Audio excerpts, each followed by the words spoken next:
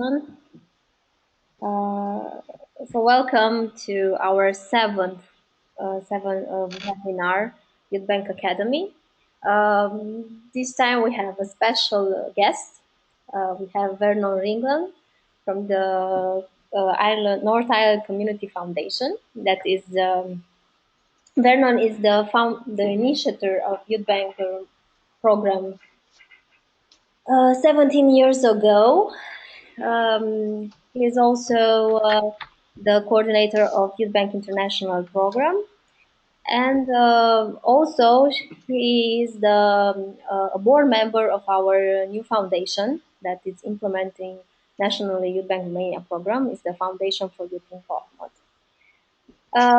Before we will start I will leave you with Vernon. I will tell you some technical issues. So all of you are mute. You cannot talk during this session. You can only put questions.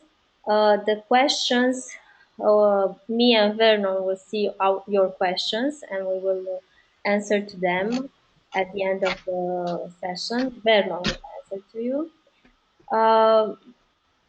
Okay, you can also, in order to see the presentation on your full screen, you have there a bar and you can move it on the top, and so you will not see Vernon, you will see only the presentation. It depends on how you set the things you want to view. This session will be recorded and it will be shared on our Facebook account, Facebook account, and also I will put it on YouTube account of YouthBank Romania in order to be seen by other members that couldn't be here for this session. Okay, and now I will let Vernon to talk to you about YouthBank International and how YouthBank International supports you, YouthBank Romania members, and hope you will enjoy it. I'm sure you will enjoy it. Okay. So Vernon, they are all yours. Okay, thank you. Well, hello everyone. It's great to be with you this evening and to speak to you in my Belfast English. I hope if there's a problem in terms of understanding, please put a note in the chat box and I'll either slow down or we can do something about it. It's not the usual workshop that I would run or stand in front of you and look at how we could create a dialogue together or an interest in young people's decision making and the participation of young people in more active civic life. And I guess webinars are a great breakthrough. They have a benefit that connects people together and maybe saves a little bit in the carbon footprint, but it is also nice to travel and to meet face to face, and so for me that's my biggest most exciting part of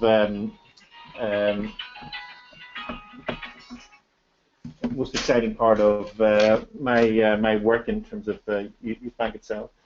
But as I say, as most of you I guess already know, I am responsible for the development of the YouthBank International. It's a network now of 27 organizations in 28 countries with over 200 local youth banks. And Romania is one. It's one region that plays a significant and important contribution to young people's decision making, young people's grant making. And it's part of, and you're part of a network now that stretches from Norway to South Africa, from Kyrgyzstan in the east to Honduras, near Guatemala in the west. But wouldn't it be great if we were able to convince others that the YouthBank network should be in not only more countries, but every country in the world? and that the local youth banks should, I guess, exist as a short bus ride away from every young person in Romania, or in the Black Sea and beyond. I guess that's my vision and my hope for sorry, my phone has just gone off. Beg your pardon. But if I was in front of you now, what I would want to, I guess, pose a question or two to you about thinking about why do we do young people's grant making? Why is it important? What's the value in it? There's some very, I guess, important questions to ask of yourselves, and not that I'm looking for an answer straight away from you on the chat line, but you know, if I was in front of you now, I would ask you to raise your hands or put them in the air if you like having money, but who amongst you also likes spending it, or being spontaneous and liking the thrill of a purchase that is for a special item that's just spontaneously given by yourself. But for others, you may take the money that you have in your hand and look on it in a slightly different way, and you may want that money to work a bit harder, and you're always looking out for the best value before you let it go from your pocket.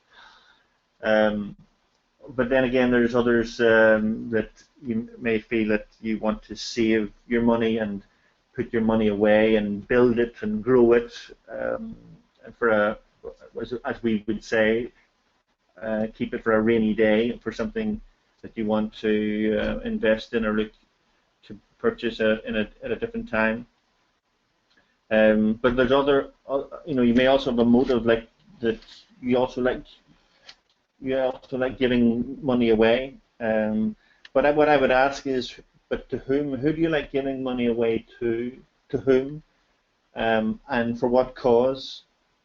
And you know, sometimes that's very spontaneous. You see someone on the street, or it's something that you feel strongly about and heartfelt, and that you give your money to that cause because it matters to you.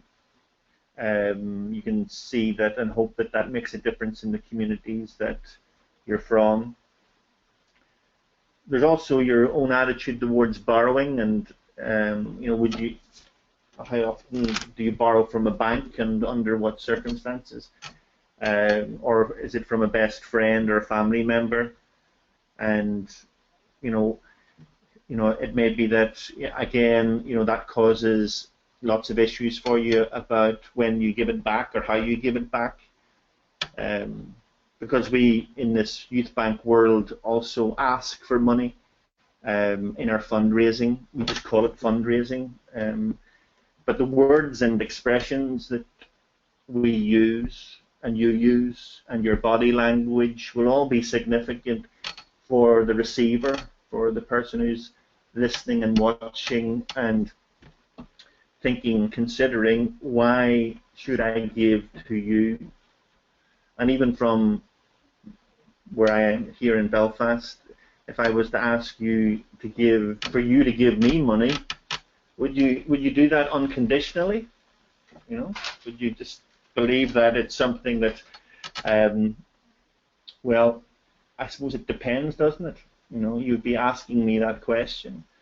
But your choices and your behaviour in YouthBank, no matter what country it is, will have an impact on the type of world that you want to live in, and what you value, and what you want to protect and uphold.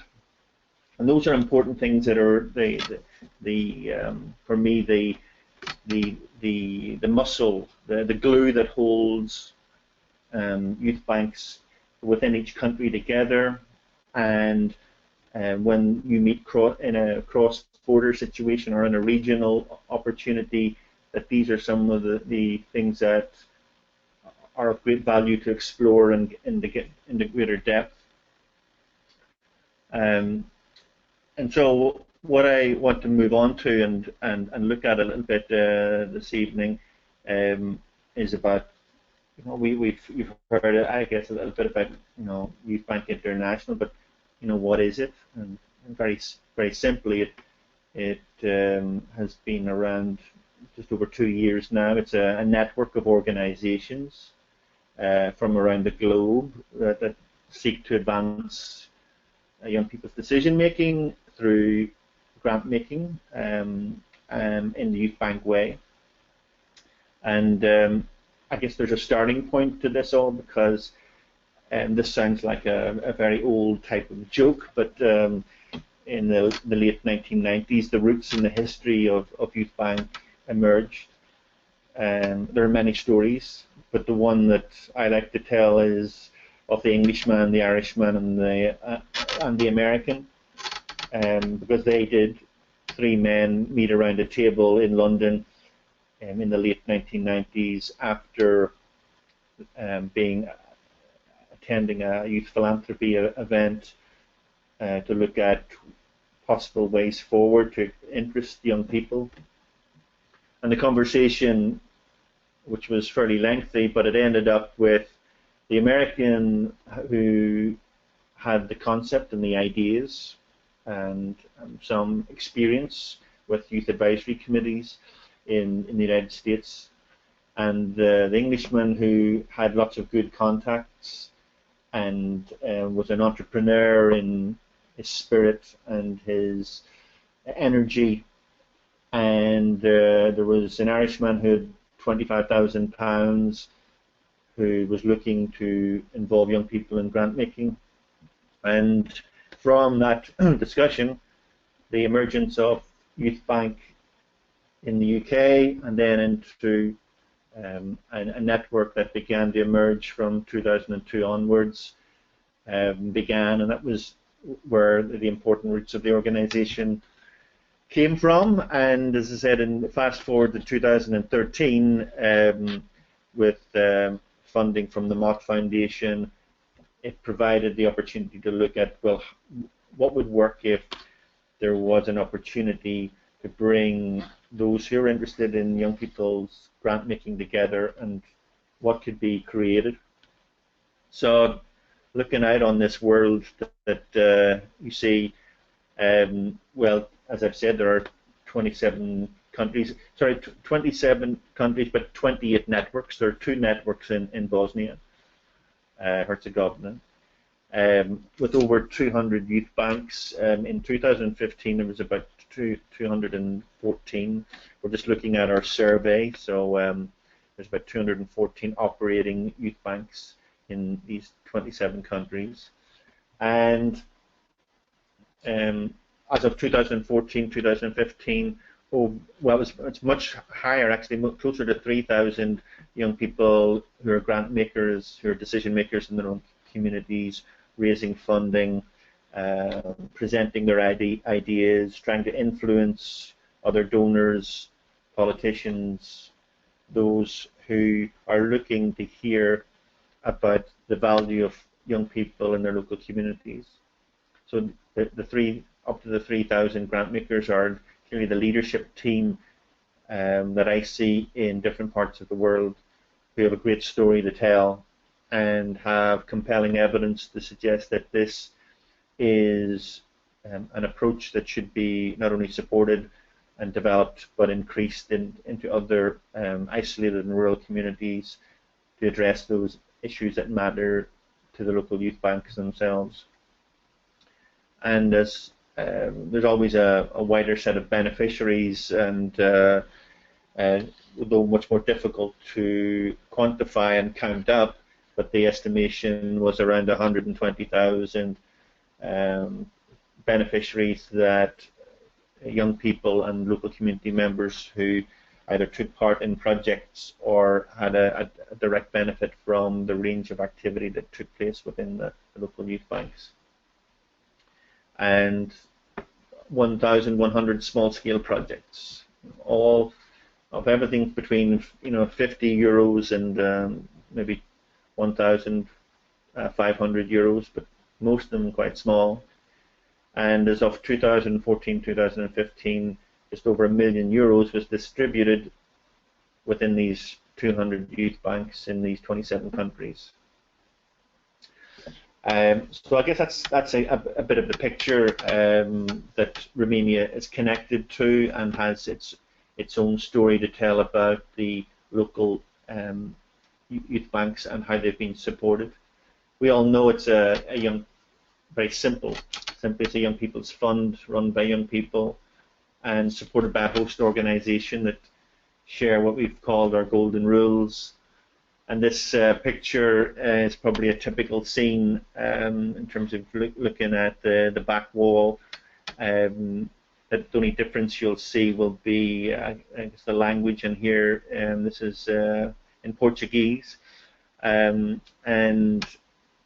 we have an image here of the first youth bank that existed in Mozambique, in a town called Chimoio, in central Mozambique, and they meet very close to a street called the Avenue of Liberty, describing their history and their culture. And this group of young people are Christian and Muslim, and they live in the barrios, the poorer parts of Chimoio, and in other outlying villages. And they came together and they looked at the importance of entrepreneurship and promoting entrepreneurial activity in their communities.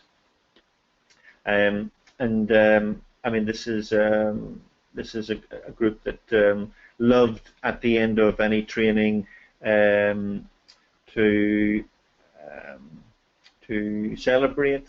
They wrote songs about their training experiences, and they loved to dance and the samba. So I guess in the spirit of this is them singing and clapping together about a song that they made up about their youth bank training at the time. At the end of each day, so they celebrated their uniqueness and they celebrated what was strong and good about coming together and having the opportunity to come together and do something that was new to them, that was different and excited them. And I suppose what I'd want to say next is that I've already mentioned the golden rules of each youth bank, and put in a different way.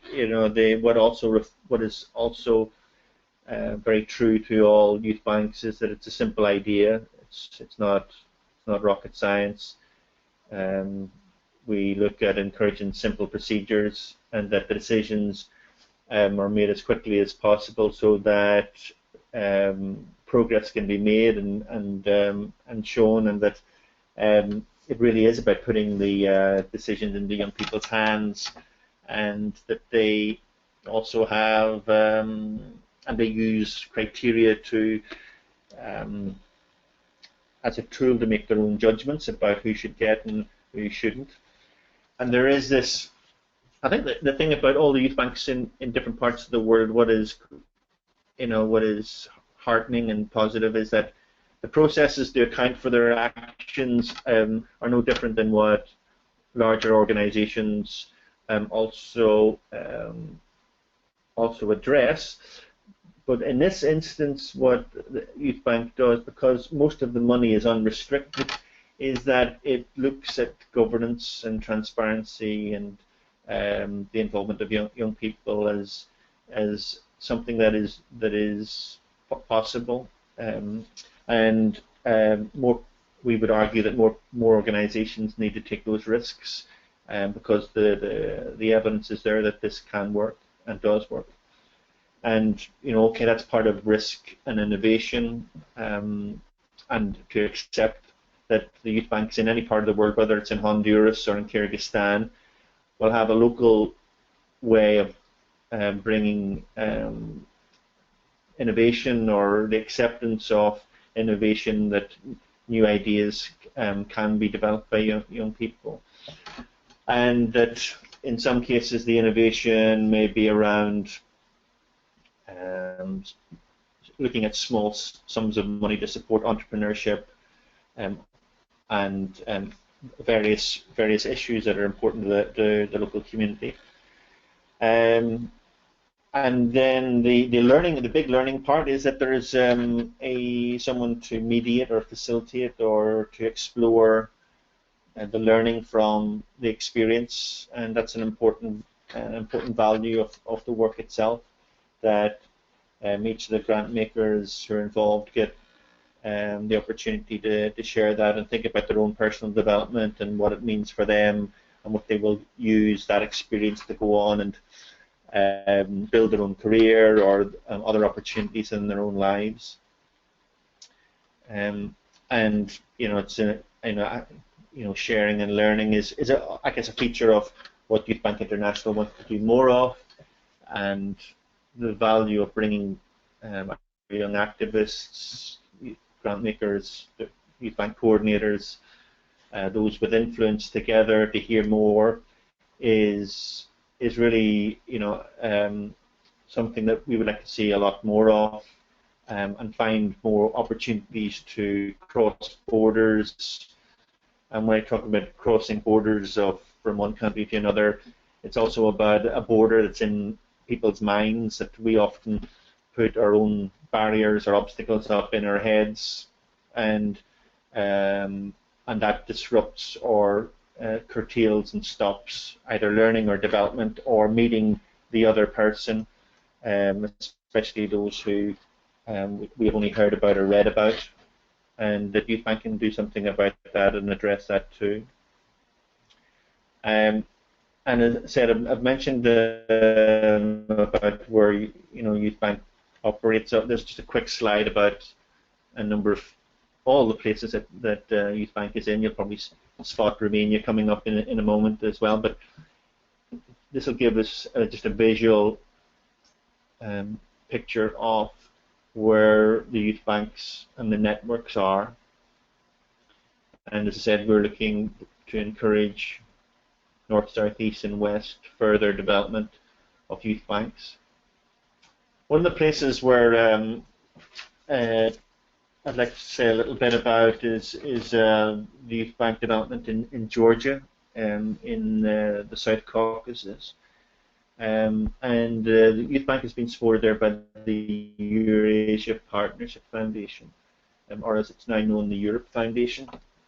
It supports 25 youth banks in the country, and I suppose what I want to sort of bring to your attention is that they've been promoting Youth Bank for around 10 years now, and they have also been able to use the Youth Bank network of young people to develop a platform for other campaigns and other issues to be shared and information shared through that Youth Bank network.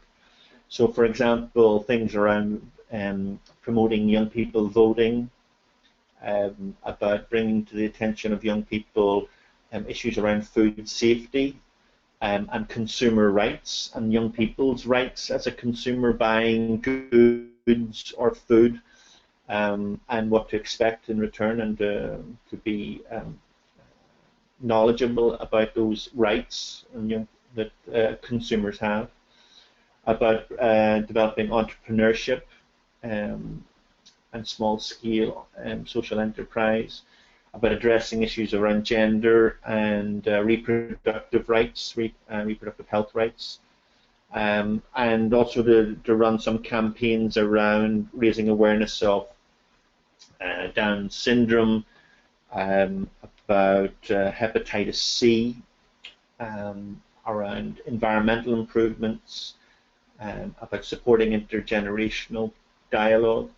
And so these examples from Georgia have come out of their own learning and experience, and about how they can use the Youth Bank network across the country, not only to do grant making, but, as I said, to raise awareness and knowledge for young people to be more active in their local communities, and to support and back them up by giving and providing workshops and very practical opportunities for them to develop their grant making and their wider awareness. Just imagine that in areas with, that are isolated, with rural communities, where there is restricted access to those opportunities.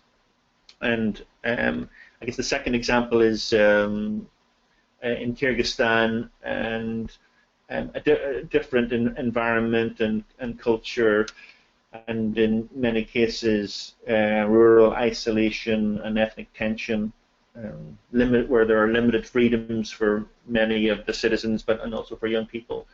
And that restricted access to opportunity is really about a controlling experience of being brought up and as a young person, in terms of what opportunities are there. And so the importance of the Eurasia Foundation for Central Asia as an organization was crucial to the development of their 6 youth banks in Kyrgyzstan, and holding on to the value of young people as decision makers, given that only very recently, certainly in the last 5-6 years, there's been a lot of ethnic conflict there and disruption to forces of government and democracy and law and educational opportunity. So I guess within these 2 examples, this is the testimony of those organizations where YouthBank exists, and the level of funding is small, but it is the principle and the value of this is how maturing and a developing idea can be something to sustain and keep hold of that vision and passion and commitment to make it work. And these examples are a testimony to, in difficult circumstances, where there are those who would quickly dismiss the opportunities for young people to take on greater responsibilities, and in these circumstances, this is what I believe YouthBank's contribution can be about and foster and develop. I think you're well in Romania. You've a lot of experience of how it works and what way it works, and really the easy idea to follow is something that I think is attractive to those who, for the first time, are introduced to YouthBank, or to consider it as something that may be of interest in your spare time, in your leisure time, and putting funding directly into young people's hands, as it says here, is a very potent way of actually explaining how it actually works, and we need to tell that more and explain that more. This is a picture of a group in Kyrgyzstan, in a market in Kyrgyzstan, and they're undertaking some of their own local research. And I think if I was stressing anything about the experience of the YouthBank team, it would be the importance of learning and getting involved in undertaking some practical research, of talking to either other young people or to other organizations or adults who have a particular contribution or an insight into what is actually happening in local communities, what matters, what's really important, and to get underneath that and to explore that and inquire more into what is really going on for young people. And I think with that new knowledge or insight, and carefully facilitated and supported, I think then helps those local youth banks come up with their priorities or themes, rather than leaving it to open to young people just to dream up their project proposal. That has its value, of course, but I think if we're building up leadership teams who are taking their volunteering seriously in their local community and want to come up with compelling arguments for why young people should be supported, and that this, as I call it, real participation is about bringing the local communities much closer together to actually make small-scale change. And of course, this leads to lots of benefits. This is a picture of a small youth bank development that existed in the West Bank in Palestine a number of years ago, and one of the things that they particularly were very good at was looking at the impact on the individual youth bank members and those who received the funding, but also about well, what actually happened as a result? What were you able to do as a result of actually getting the funding? What changed in your attitudes, in your behaviour, and for how did you tell that to others to explain that this, even the small amount of funding, has real significance?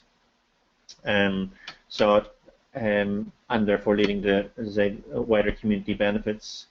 And the importance is a picture here of the YouthBank network in Georgia. They met this summer outdoors in a forest, which I thought was a nice alternative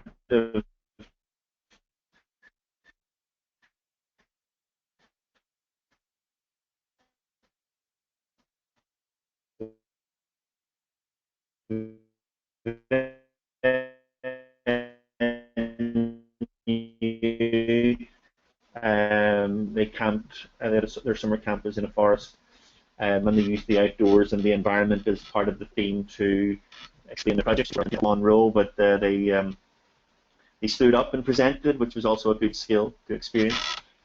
And I hope you can still hear me and see me, because I'm getting signals here from that there's a poor connection. Maybe at this stage, because I think there's going to be a shutdown in terms of the internet, maybe at this stage I can, rather than go on, I can maybe just take some questions of some examples of work that YouthBank International is involved in and wants to actually develop its vision in the future. So.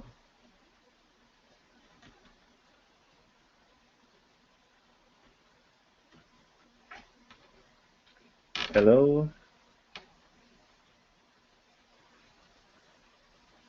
Vernon, yes, we can hear you.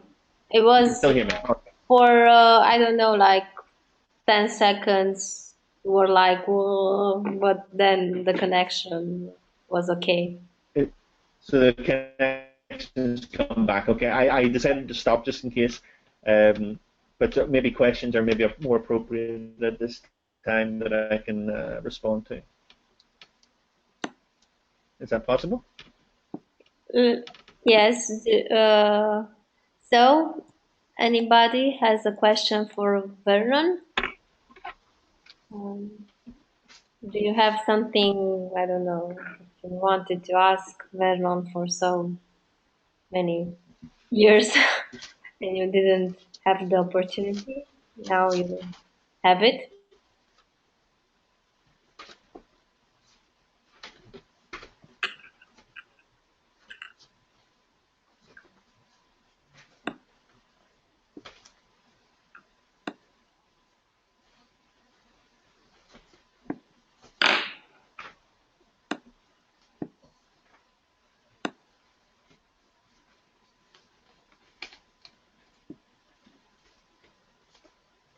Nobody? Nobody? No questions until now? But was it clear? I know somebody has a question. It's Chila. It's asking you, what was the most fulfilling experience for you so far? What has been the most fulfilling experience? All right. Well, there have been many. I think the thing that's exciting for me is the development of new youth banks. When I hear interest coming, initial interest coming forward from organisations who become excited or interested in how Youth Bank works, and then follow through and are we're able to come and meet them and begin some practical work face to face. I think that's for me the exciting part, where the opportunity to do something maybe a little bit unusual, or at the beginning it may seem a little bit strange, but it has a purpose and it builds, and you can begin to see eyes beginning to shine or open up a bit wider to the potential that they could actually do this and carry it out and take it back home and begin to make it real. And then to hear those stories of this is what actually happens. So I'm in a great position in the job that I have, that I get that opportunity, or I can bring teams of people together to start that work in new countries or new places, and that as I've said, to begin to hear some of those practical obstacles and difficulties being addressed, and being able to discuss that and explore that, and be supportive to local efforts to overcome some of those difficulties. And some of the examples that I've given earlier were some of those conversations that we had, especially about Youth Bank being introduced into regions of the world where young people didn't get the chance to be not only decision makers, but decision makers of where small-scale funding would be allocated to in local communities, or to find out that for real this was something that wasn't just a game to put away at the end of an interesting residential or time away, but in fact that there was a follow-through and a follow-on, and that there was backing from a supportive organisation and good people that were there to, I guess, stretch young people in their thinking and their abilities and capabilities. And when I start to hear those stories, and I hear them very regularly, I get that's inspiring. That's something that still needs to be told, and I suppose that's part of the fulfilling part is also an unfulfilling part, if I could describe it in that way, because I still think there are more people to convince.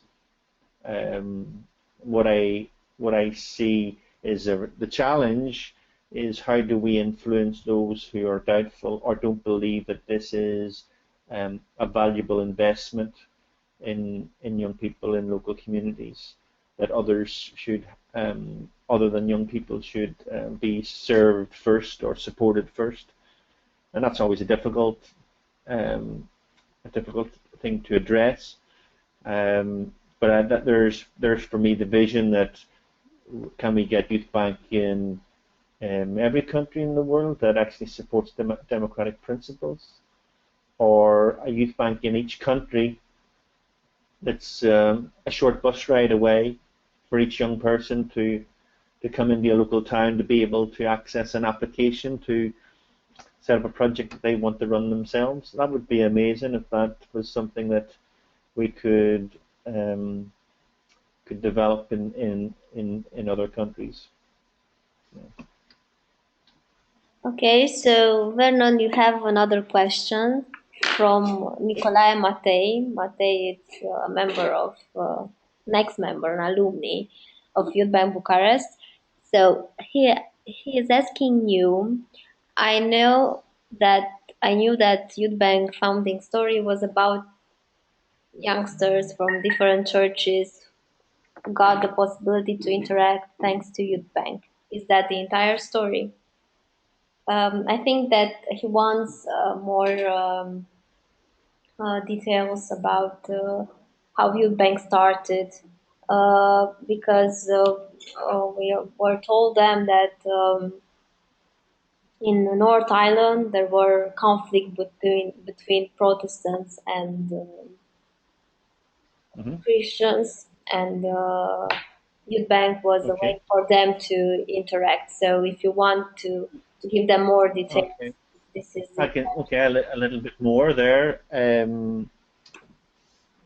The development of the concept of YouthBank, it grew out of it being a UK concept. I talked about the Englishman, the Irishman, and the American of the initial conversation, and from that conversation, there was 5 organisations that came together to say, okay, how can we have a nation on a UK-wide basis? In Northern Ireland, where I worked and lived, the Community Foundation for Northern Ireland was in the middle of responding to a peace-building process, and it was very obvious that the young people were not involved in any real decision-making, or it was restricted, or it was something that, especially with involving money, wasn't certainly something that was happening on a regular basis. So the Community Foundation decided that they would put £25,000 on the table and look for an approach that would stimulate cross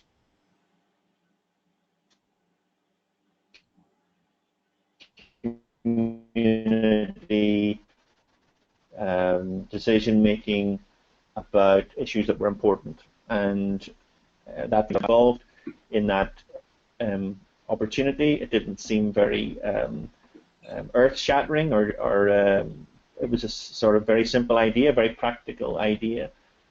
And so that's how, in the Northern Ireland experience, that's how that starting point began. It provided a platform for mixed groups to come together, not exclusively, but in a number of cases there were mixed groups, and the chance of then sitting in a room and talking about what really matters was a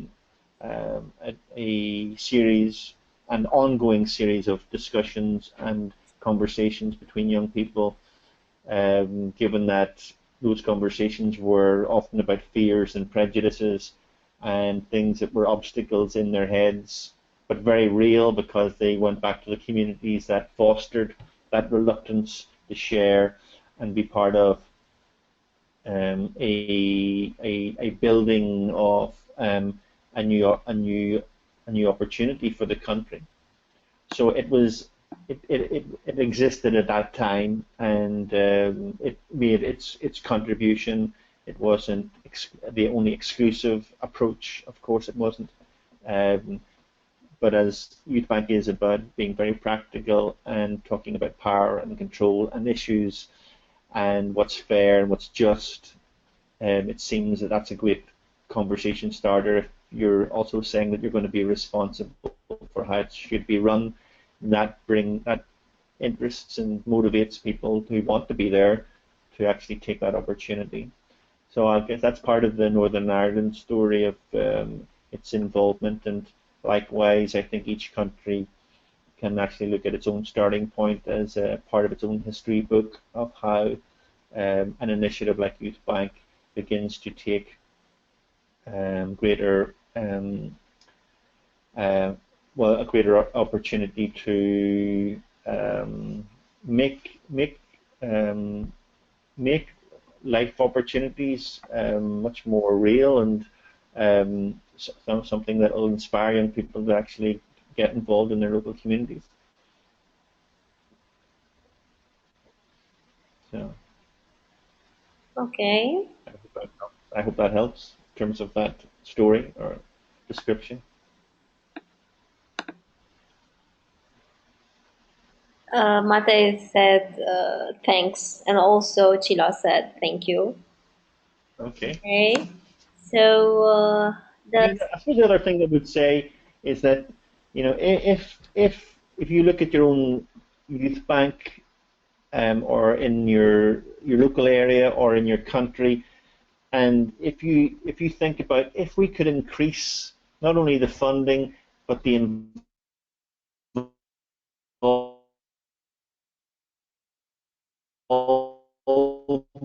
and volunteering even by 1 or 2%, and the benefit of local communities, then we're all better off. And it doesn't sound very much, but this is all about small steps. It's about confidence building and development, and even looking at what that may look like. It's something that is doable and possible, and is not outrageously over the top and difficult to do, because there already are, and Romania is a great example, an alumni of now many generations of years.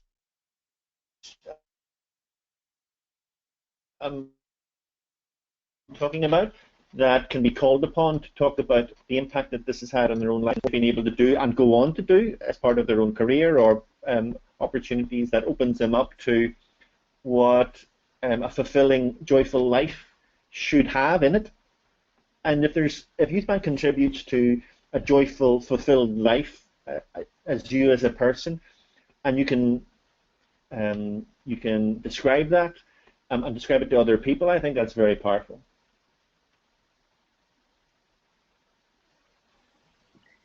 okay. Do you have any other questions? We have 5 more minutes from this session. All right. Yes, so we are close to the end. Yeah. Let's see. No, until now we don't have. Okay.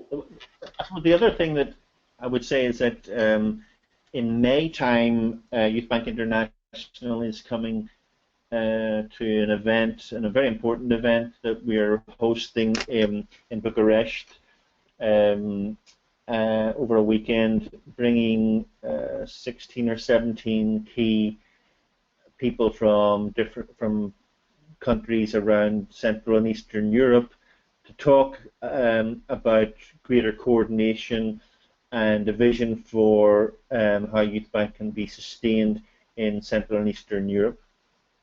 So that's a good news story that we're also looking still to raise some further funding to enable that to be supported. But it will happen, and part of the benefit of that will increase the visibility and scale of youth banks in the region. And we know that there is certainly new interest being talked about in Albania and Macedonia and in Montenegro, who are getting closer to the idea of wanting to experiment with the youth bank approach. So that's something that will happen in May of this year, and then let's watch what emerges from that, as we would hope greater coordination and practical activity happens between countries of the region. So that's something that to look forward to. You have a question from Petruța, because Petruța, she is an attendee. She is asking you how to convince alumni youth bankers that the alumni network is important and that we need their involvement. How to make them be part of this network for more reason than just be in the national camp or just to be on a Facebook group. How to play them? If you have some advice for us. Yeah, I mean, alumni groups. Maybe there may be a number of functions for them.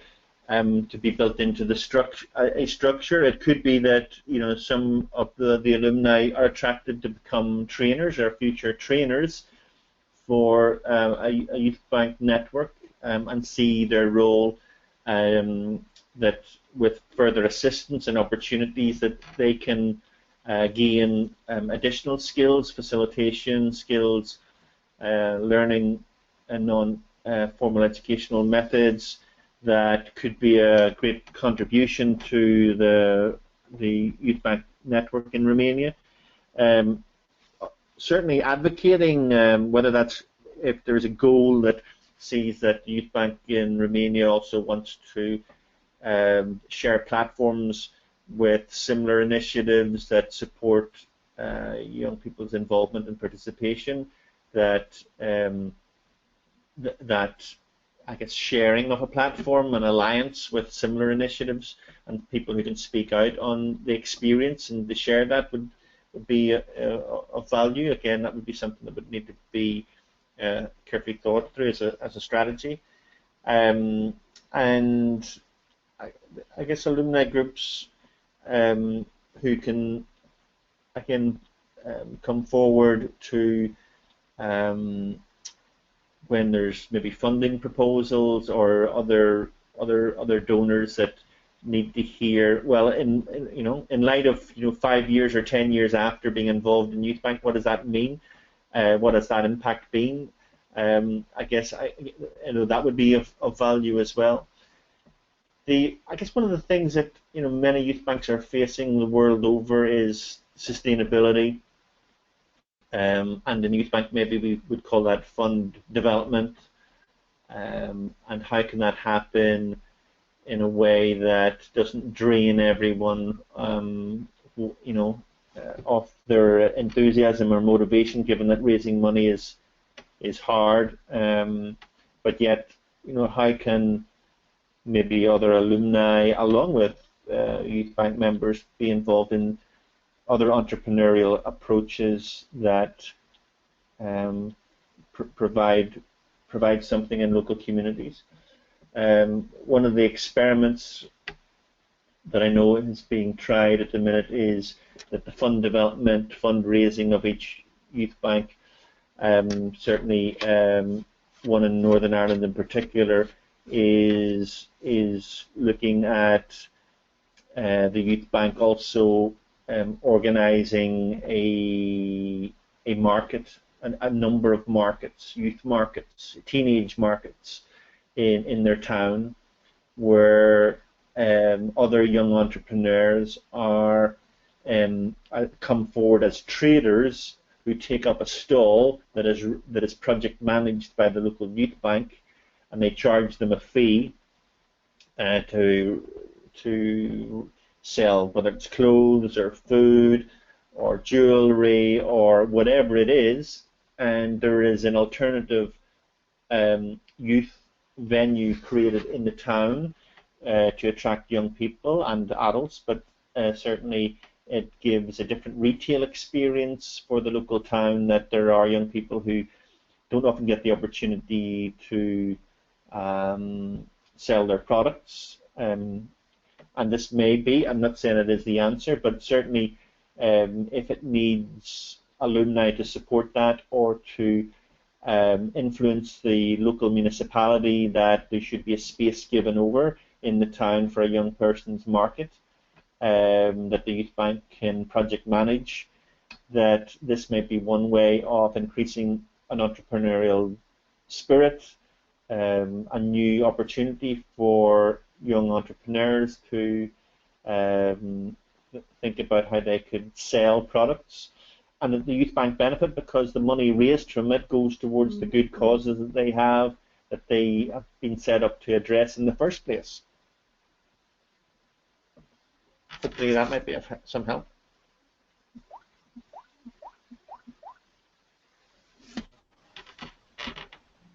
Okay, let's see if we have more questions. No, we don't have. Can you tell them a bit, Vernon, about the exchanges between youth banks? Do you know if the international network has a strategy for this or something like Yeah. that? How can Okay. they? Yeah. Currently, as it stands, YouthBank International does not have an active strategy itself for funding YouthBank exchanges as would be described in maybe the Erasmus Plus program. What we encourage is that local youth bank, either country networks or local youth banks, take on that initiative themselves, and whether it's Bulgaria and Romania or Turkey and Georgia. And I know this year there's a possibility of a summer camp being organised by the Youth Bank Turkey network for 4 or 5 partners, and we're encouraging that, of course, for that to happen at a local level. We have, as Youth Bank International, clearly we would like to see more of that happening. There will be in the future some smaller scale but more strategic opportunities taken to bring coordinators together or young people who have a leadership role. And the event in Bucharest in May is an example of that, where it's about planning for the future, about how networks begin to share and work together. But the young people at this moment in time are initiatives that are taken at a much more local level, and I know Georgia and will do some exchange in Bosnia this year as well, and as I said, hopefully this summer camp in Turkey for 4 or 5 of the other networks that they brought together as partners. As I say, raising money for international exchanges is it's possible. It's expensive work, given that bringing 40 or 50 people together is still 30 or 40,000 euros, even for 5 or 6 days. Again, that's the type of investment that's required. That larger donors would be very grateful if more of that was happening, of course. So, whilst it's limited, certainly in 2016, it's still part of our wider vision that there will be some key events that YouthBank International will convene. And we're getting the same question asked in South Africa as we are in the United States, as we are in Central Asia, and Europe as well. So that's a positive in one sense, that there is a desire for more face-to-face work. There's less and less opportunity for funding for this type of thing, but it is possible. Okay, thank you, Vernon. So there are no more questions, and our time is up. Okay. Yeah. So thank you so much, everyone. Thank you so much for listening and asking questions. And thank you also for being here with us and telling all this about YouthBank International. We will see you, youth bankers from Romania, next time, because we will have in the March, we will have another webinar series, and the first will be on the 7th of March, and with Ana Raducanu from Alternative University. But we will send you all the information about the webinar next week, probably. So be careful to check our Facebook group to see what other guests we will have on this month. Okay, and thank you, Vernon. I will put on the camera to say bye to you. Okay. So, Vernon, thank you, and good luck with the preparing the conference from the Bucharest, and with all the stuff that are doing for funding, because we know that it's very hard to find money for implementing youth. Yeah. the biggest problem for us too. Yeah. Good luck, and see you next time. Maybe next time you will come to a summer camp to see all our kids. Okay, I hope It so. will be Okay. the next step. After the virtual meeting, maybe you will join us in a summer camp. I know that you have been in a summer camp. Yes, I have. Yeah. Many years ago. Yes, so maybe you will have time to do this, to repeat this experience with our kids. Okay. Okay. Have a nice Thank you. evening, and we will keep. Thank you. Enjoyed it. Thank you. Bye. Okay. Bye. Bye-bye.